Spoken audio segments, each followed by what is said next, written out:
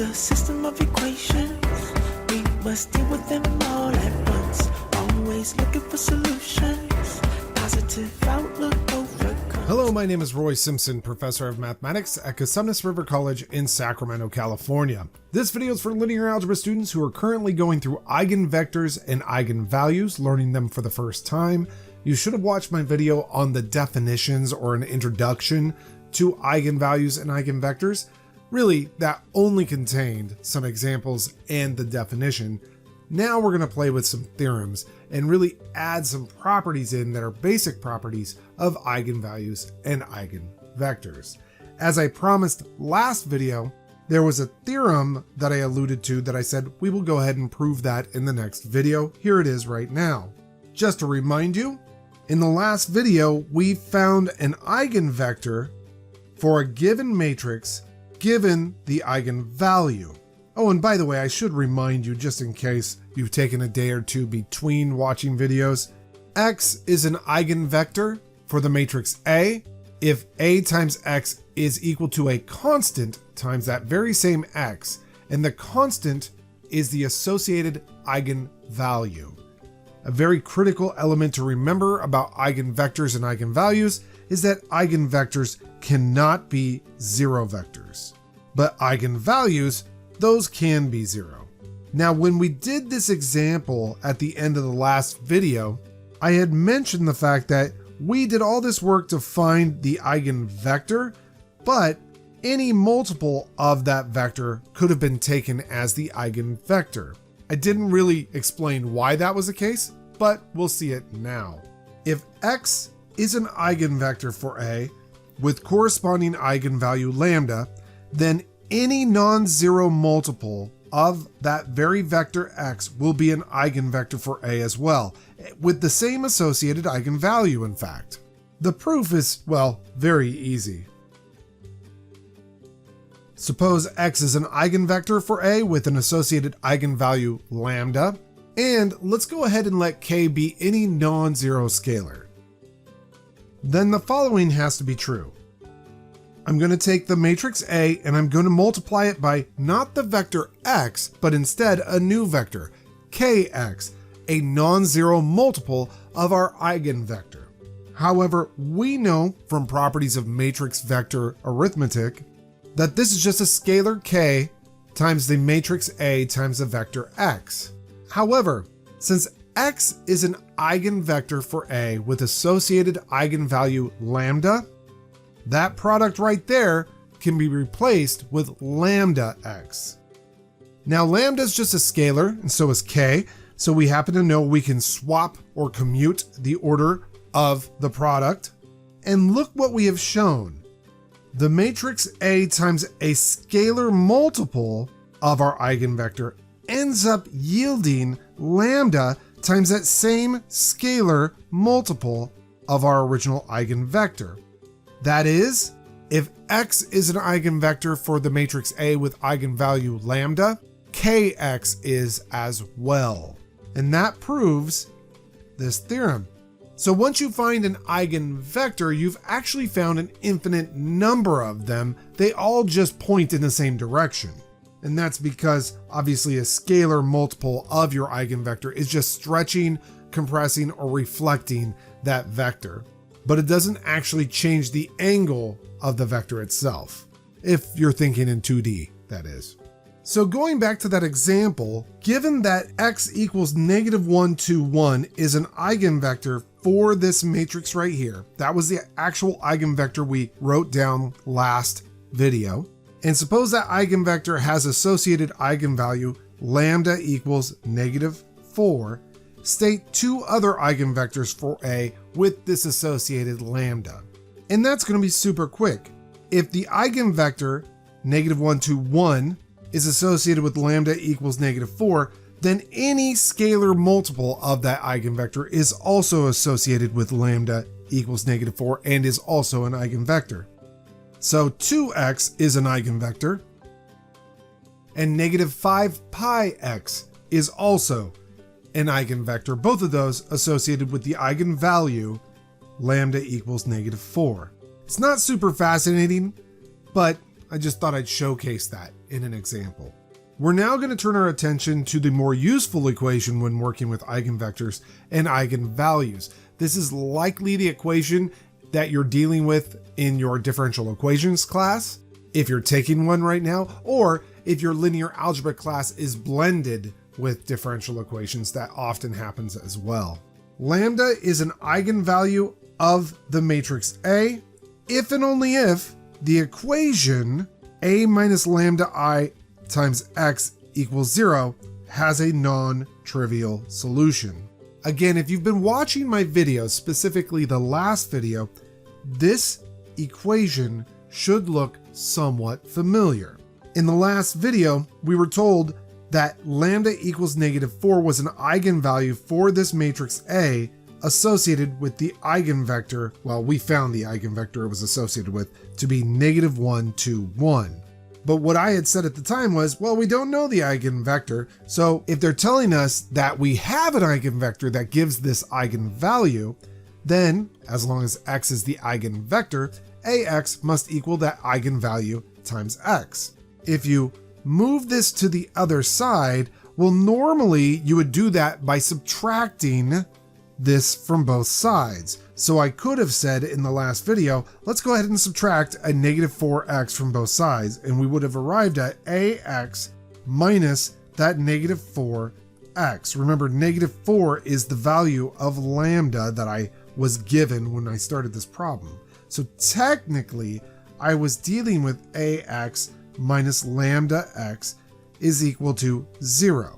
And then, just to catch everybody up to speed, I was going to factor the x off the right-hand sides of both of these terms, but that would cause me to have a matrix minus a constant, which is really weird. So instead, we remembered something very simple. The vector x is the same thing as the identity matrix times x. Now when you factor the x off to the right, you have a difference of matrices right here, which is perfectly well defined. And by the way, that is the actual equation that we just saw in the theorem right here. So we're going to go ahead and prove this, and note it is an if and only if. And in fact, maybe we'll come back to prove this in a moment. I actually want to do an example first, and then we'll come back and prove this.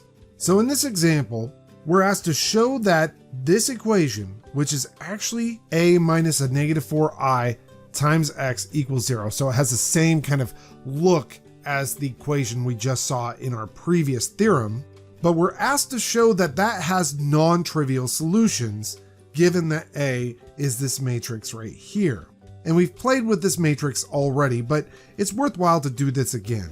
So somebody comes in the room and they say, listen, I've got this homogeneous equation, and I want you to prove that this has non-trivial solutions. Well, that's nothing new to us. I'll go ahead and take this matrix A right here, and I'll add to it the identity matrix, but with 4s along its main diagonal. So really, the homogeneous equation that I want to prove has non-trivial solutions for is this homogeneous equation right here. Now, I'll leave it to you to actually go back to my previous video to see all the mathematics behind the scenes, but this ends up reducing to this augmented matrix right here. We have a pivot in the first column and a pivot in the second column, but a free variable in the third column, just to bring in language that you have likely learned recently. This tells me the nullity of that matrix is 1, and the column space has dimension 2, or in other words, the rank of this matrix is 2, and the nullity is 1. When I say this matrix, I mean this matrix right here. By the way, that matrix is not the matrix A, is it? So this is definitely not A. In fact, that is A minus -4i. Anyhow, I just want to use those terms that you recently likely learned. It doesn't really matter because what I wanted to do is done. I have shown, because there are free variables, that this equation right here has non-trivial solutions. And that's because it has a free variable. And we have just learned a theorem that states if the homogeneous equation a minus lambda I times x equals 0 has non-trivial solutions? Well, that can be true if and only if that lambda right here that you're subtracting is an eigenvalue for your matrix. Well, the lambda that I'm subtracting is -4. So -4 must be an eigenvalue for the matrix A. And that's exactly what this last question is asking, is what does this suggest about the number -4?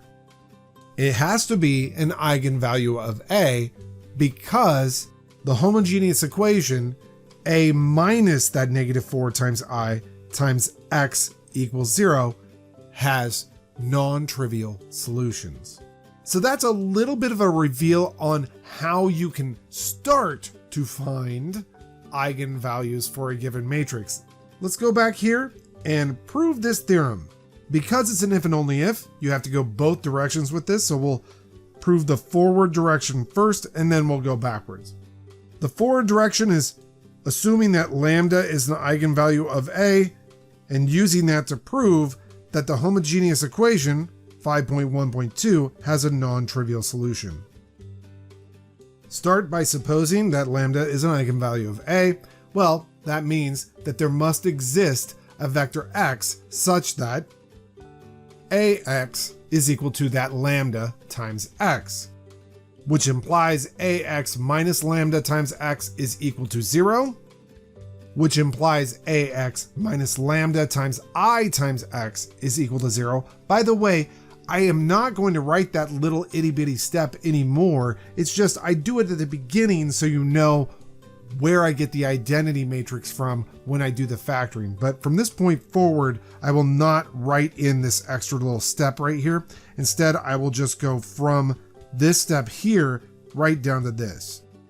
But remember, x is an eigenvector, technically associated with lambda. But eigenvectors cannot be 0. That was in the definition. Eigenvectors are not allowed to be 0.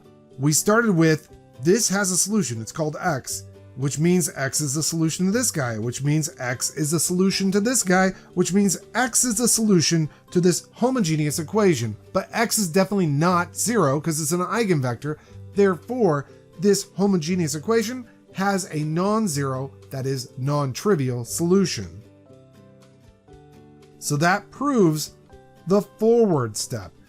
If lambda is an eigenvalue of A, then the equation you see right here has a non-trivial solution. Now let's go the backwards direction.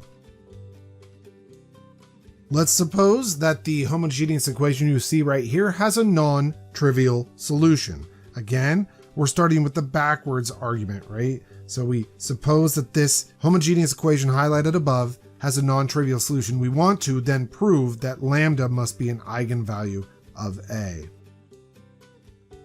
Therefore, when you do the distribution, you get ax minus lambda x must be 0. Adding lambda x to both sides, you get ax equals lambda x. Remember, x is a non-trivial solution, so x is not 0.